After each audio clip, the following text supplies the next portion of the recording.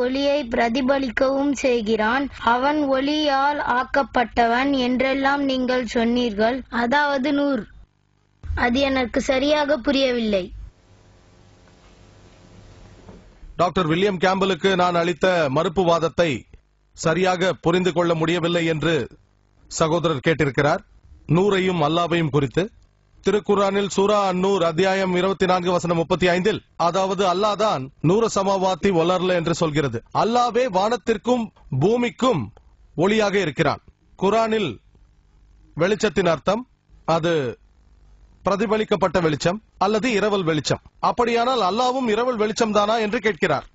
அந்த வசனத்தை தொடர்ந்து படித்தோமேயானால் உவமானமாக சுட்டிக்காட்டுகிறது. சுவரில் ஒரு மாடக்குழி, அந்த மாடக்குழியில் ஒரு விளக்கு, விளக்கிற்கு சொந்த வெளிச்சம் உள்ளது. அதாவது அல்லாவிற்கு அவனது சொந்த ஒளியும் இருக்கிறது. அந்த சொந்த ஒளி பிரதிபலிக்கப்படவும் செய்கிறது. அல்லாஹ் சுப்ஹானஹு வ தஆலாவின் ஒளி அவனாலேயே பிரதிபலிக்கவும் படுகிறது. இங்கிருக்கும் ஹாலோஜன் விளக்கு போல அதில் ஒரு குழல் இருக்கும். அந்த குழலுக்கு இடையில் இருக்கும் விளக்கை ஒரு வஹாஜ் அல்லது சிராஜ் அல்லது தியா என்று வைத்துக் கொள்ளுங்கள். மேலும் பிரதிபலிப்பு வெளிச்சம் முனீர் அல்லது நூர் ஆகும், அதாவது இரவல் வெளிச்சம். மேலும் இந்த வெளிச்சத்தின் தன்மை நீங்கள் நினைத்துக் கொண்டிருப்பது போல பௌதீக ரீதியானது அல்ல. அது அல்லாஹ் சுப்ஹானஹு வ தஆலாவின் ஆன்மீக பேரொளி ஆகும். ஆனால் டாக்டர் கேம்பலுக்கு பதிலளிக்க இந்த உதாரணத்தை சொன்னேன். எனக்கு 5 நிமிடங்கள் உள்ளது, அதை பயன்படுத்திக் கொள்ளப் போகிறேன். டாக்டர் வில்லியம் கேம்பல் நோவா அலைஹி வஸல்லம் பற்றி பேசினார். நான் பைபிளின் மீது உடன்பாட்டு அணுகுமுறையையும் குர்ஆனின் மீது முரண்பாட்டு அணுகுமுறையையும் பிரயோகிப்பவன். எப்படி சோதித்தாலும் அல்ஹம்துலில்லாஹ் குர்ஆன் சோதனையில் வெற்றி பெறும். ஒருவேளை டாக்டர் கேம்பலின் கருத்து உண்மை என்று நான் ஏற்றுக்கொள்கிறேன், அது சரிதான். மிக உயரமான மலைக்கு மேல் 15 அடி உயரம் என்றே வைத்துக் கொள்வோம். ஆனால் ஆதியாகமம் அதிகாரம் 7 வசனம் 19 20 சொல்லப்பட்டுள்ளது, முழு உலகமும் நீருக்கடியில் மூழ்கிவிட்டது என்கிறது.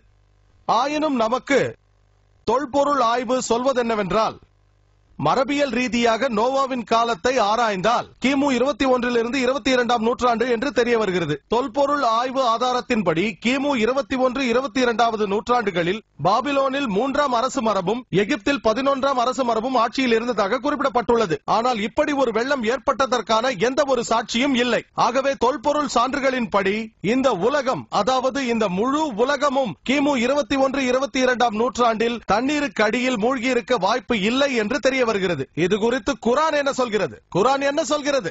முதலாவது குறிப்பு, குர்ஆன் எந்த காலத்தையும் குறிக்கவில்லை.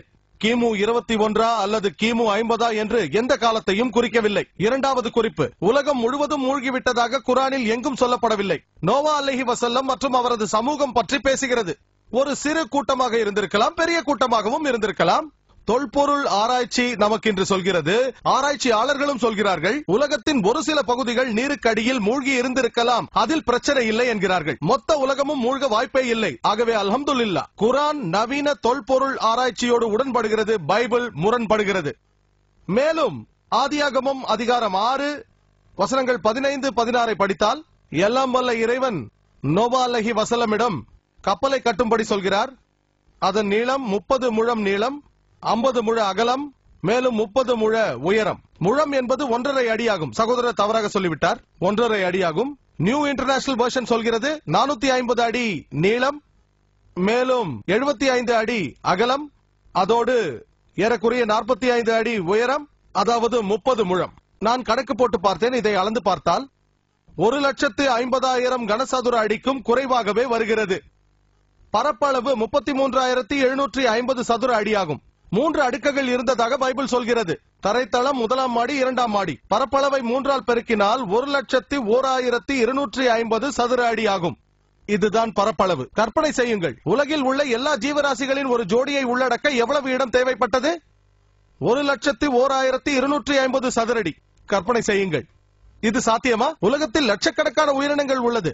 இப்போது நான் இந்த அரங்கத்திற்கு 10 லட்சம் பேர் வந்தார்கள் என்று நான் சொன்னால் நம்புவீர்களா? எனக்கு நினைவுள்ளது, சென்ற ஆண்டு கேரளாவில் சொற்பொழிவாற்றினேன். அங்கு 10 லட்சம் பேர் இருந்தார்கள். அல்லாவின் கருணையால் அதுதான் நான் கலந்து கொண்ட பெரிய கூட்டம். 10 லட்சம் பேர் என்னால் கடைசி வரை பார்க்க முடியவில்லை.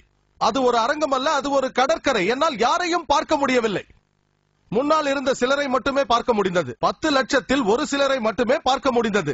10 லட்சம் என்றால் எவ்வளவு பெரியது என்று வீடியோ கேசட்டை பார்த்தால் தெரியும். அரபாவை போல அங்கு 25 லட்சம் பேர் கூடியிருப்பார்கள். ஆனால் வெறும் 1,01,250 சதுர அடியில் அல்லது 1,50,000 முழ நீள பரப்பளவில் வாய்ப்பே இல்லை. அதற்கு மேலாக 40 நாட்கள் தங்கினார்களாம். உண்டார்களாம், மலஜலங்கள் கழித்தார்களாம். இந்த அரங்கத்தில் 10 லட்சம் பேர் வந்தார்கள் என்றால் நம்புவீர்களா? ஆகவே இது விஞ்ஞான முரண்பாடு. விஞ்ஞானத்தோடு அடியோடு முரண்படுகின்ற பல விஷயங்கள் பைபிளில் உண்டு. அடுத்த கேள்வியை பின்னால் இருக்கும் மைக்கிலிருந்து டாக்டர் கேம்பலிடம் கேட்க வேண்டும். டாக்டர் சாகிர், குரானில் தப்பு தவறுகள் இல்லை என்று தயவு செஞ்சு மன்னிக்கணும். இந்த கேள்வியானது டாக்டர் கேம்பலுக்கு. சரி, உங்க வாய்ப்புக்கு அடுத்து காத்திருக்கிறோம். சகோதரர் டாக்டர் கேம்பலிடம் தான் கேட்க வேண்டும். எஸ், இது ஒரு கேள்வி மட்டுமல்ல, இது ஒரு பரிசோதனையும் கூட. டாக்டர் வில்லியம் கேம்பலுக்கு, நீங்கள் ஏன் உங்களை பரிசோதித்து பார்க்க கூடாது? அதாவது பைபிளில் சொல்லியபடி மார்க் 16ஆம் அதிகாரம் 17 மற்றும் 18ஆம் வசனங்களில் உள்ளபடி நீங்கள் ஓர் உண்மையான கிறிஸ்துவ விசுவாசி என்பதை மக்கள் மன்றத்தில் இப்பொழுதே நீங்கள் நிரூபித்து காட்டுங்கள்.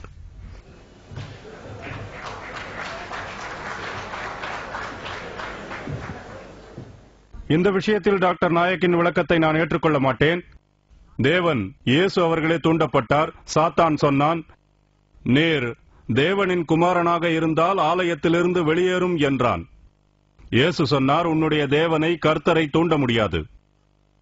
எனவே சரி, நான் நிச்சயமாக உங்கள் முன்னால் இந்த அற்புதத்தை செய்து காட்டுகிறேன் என்று சொன்னால் நான் கர்த்தரை தூண்டியவனாவேன்.